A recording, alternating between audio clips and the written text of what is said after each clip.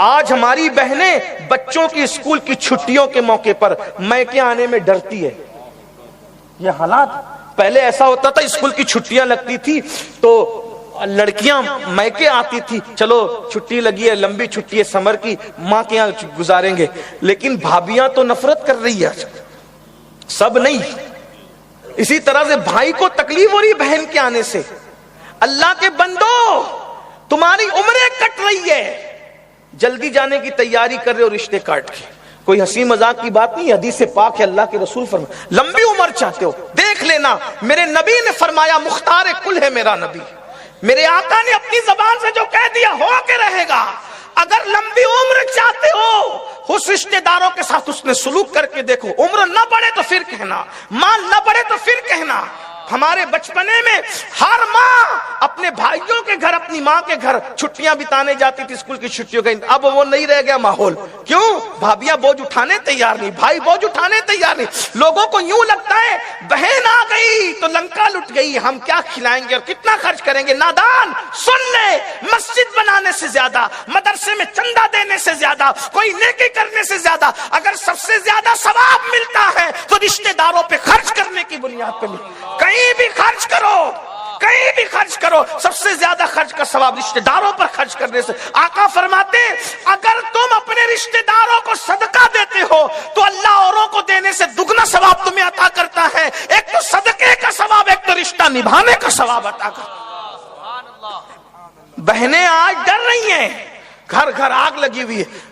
یہ بھاوج اور نندوں کا جھگڑا سیریل کی وجہ سے, اس لیے کہ سیریل دیکھ کے زندگی گزار. عورتوں کو ہنسنے کی ضرورت نہیں ہے, کوئی مسکرانے کی ضرورت نہیں. میری بہنوں کوئی غزل نہیں پڑھی جا رہی ہے, یہاں تو کسی کے جلے ہوئے دل سے دھواں اٹھ رہا ہے.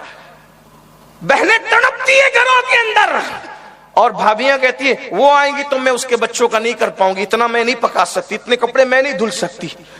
جلدی مرنے کے لیے تیار رہو. پھر حدیث ہے, آقا نے کہہ دیا رشتے کاٹو گے تو جلدی مرو گے, مرو گے جلدی. میں کوئی ڈرانے نہیں آیا آپ کو, کوئی بددعا دے. حضور نے فرمایا جس کو اللہ نے موت و حیات کا اختیار دیا. اور بہنوں سے کہتا ہوں اگر نندوں کا اپنے گھر سے رشتہ کاٹو گی تو تم بھی تو کہیں کی نند ہو. اللہ کے رسول فرماتے کما تدین تو دان, جیسا کرو گی ویسا بھرو گی. تم یہاں سے رشتہ کاٹو گی تمہارا ادھر سے کٹے گا. اور یاد رکھنا ہمیشہ ایک دن سب کے نہیں رہتے. حضور محدث اعظم کے چوچوی رحمت اللہ علیہ نے فرمایا ہر کمال راہ زوالو, ہر زوال راہ کمال. اور بھائیوں سے کہتا ہوں بہنوں کا خیال رکھو. ایک بہن اپنے بھائی سے جو پیار کرتی ہے نا, اس کا اندازہ آپ کو ہو نہ ہو. سیریل دیکھ کر زندگیاں گزارنے والوں رسول اللہ کی سیرت دیکھ کے زندگی گزار. میں نے شاید کہیں یہ روایت پڑھی لیکن بات آ گئی رشتہ داری کی. بھائی جان نے کہا تھا کہ تھوڑا اس پہ گفتگو کرنا. ابھی چچا زاد بہن کا ذکر سنا آپ نے, آئیے ذرا رضائی بہن کا ذکر بھی سن.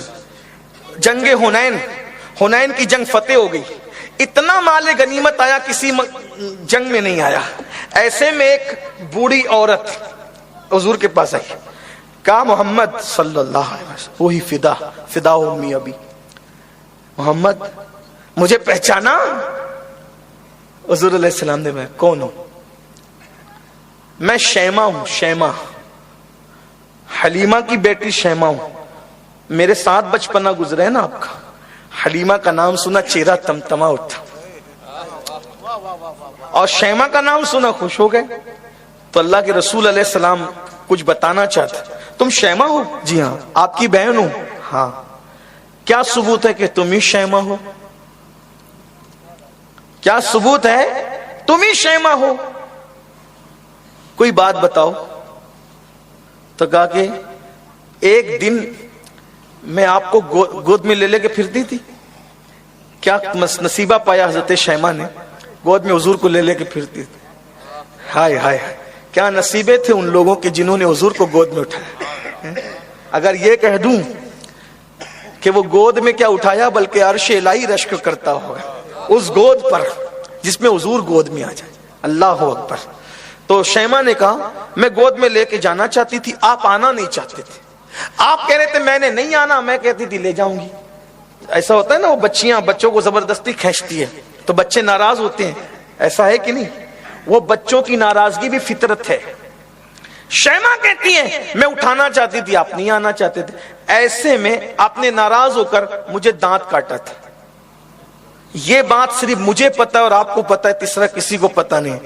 اور اگر آپ کہیں تو وہ نشان میں بتاؤں، او میرے آقا کا معجزہ تو دیکھو، بچپنے میں بہن کے وجود پر جو دانت لگائے تھے اس کی برکتیں اب تک موجود تھی۔ شیما نے وہ دانت دکھائے، حضور اتنا ہنسے اپنی شان کے مطابق کہ حضور کی داڑیں نظر آ گئی اور حضور کو بچپنا یاد آ گیا۔ بہن کو دیکھا خوش ہو گئے، کہا شیما کیوں آئی ہو؟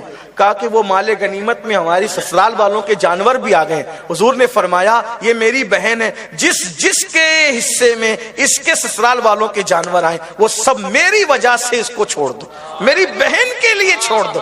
اللہ کے رسول علیہ السلام، اور پھر فرمایا دیکھو چاہو تو میرے پاس رہو اور اگر سسرال جانا چاہو تو چلی جاؤ۔ شیما نے کہا کہ میں آپ کے پاس رہنے سے زیادہ سسرال میں رہنا پسند کرتی ہوں، اور اللہ نے ان کو بھی ایمان کی دولت عطا فرمائی، وہ کلمہ پڑھ کے مسلمان ہو۔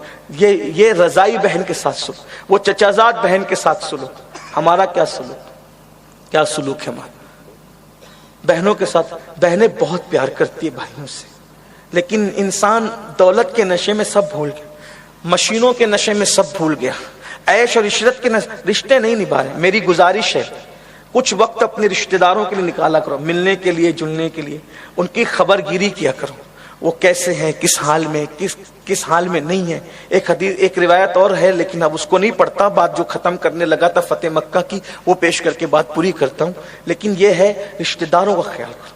دوسروں کو صدقہ دینے کی بجائے اپنے رشتہ داروں کو، لوگ صدقے کے نام سے ڈرتے ہیں، صدقہ رشتہ داروں کو کیسے دیں گے؟ میرے بھائی ہم جو اپنی اولاد پہ خرچ کرتے ہیں نا وہ بھی صدقہ ہی ہے۔ صدقے کا مطلب کیا ہے؟ یعنی آپ صدقے کی نیت سے نہیں کرتے، مگر جو اللہ آپ کو صدقے کا ثواب عطا کرتا ہے۔ ایک بات بتاؤں اور یاد آ گئی، بہت پیاری سی بات، اتنا سن لیں۔ کسی کا بچہ سردی کے موسم میں سو رہا ہے، کسی کا بچہ سردی کے موسم میں سو رہا ہے۔